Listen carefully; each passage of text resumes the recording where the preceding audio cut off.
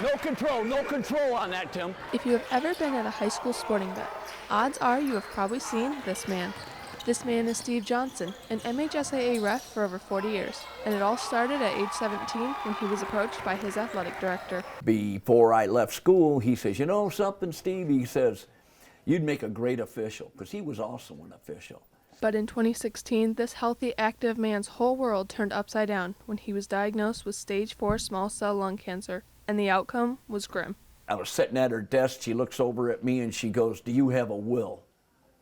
And I looked at her and I goes, yeah, I got a will to live. And she goes, well, you better get your affairs in order because you've only got a couple months to live. And that's how she put it to me. And she didn't even ask me my name.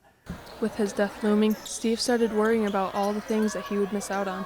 First thing that went through my mind was, oh no, I'm not going to be able to watch my grandson Brody grow up.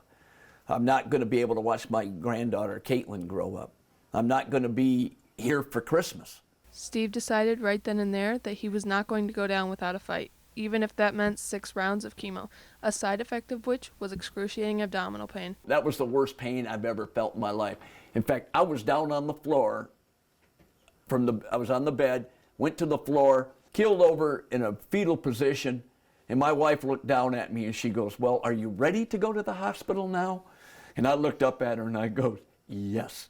And a month after he received his death sentence, Steve finally got his miracle. I go in to get, my normal checkup, and Dr. Adams, he walks over and, they always take your blood, and he comes back and he gets on his computer and he looks at me and he goes, what are you feeling so sad for? I goes, well, anticipating my death, I guess. He goes, I don't know why you're doing that. He goes, you're in full remission. Steve then knew he had to inspire other patients fighting the same monster. Every time that I go up to the Cancer Institute, I will go back into the chemo area where people are having their, administrating their medicine, and I show them my picture. And I goes, look, this was me 3.5 years ago. And they look up at me and they go, I want to fight now. I goes, that's why I'm here, because now you're going to fight.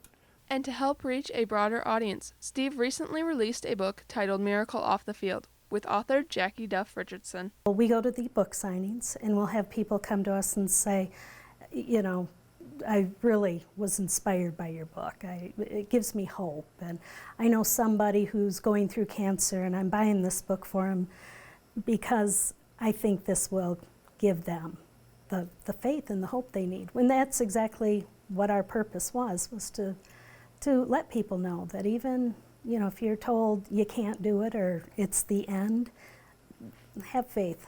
There's still more. There's still more to come. Steve is now back on the court and spreading the message of hope, and he doesn't plan on slowing down anytime soon.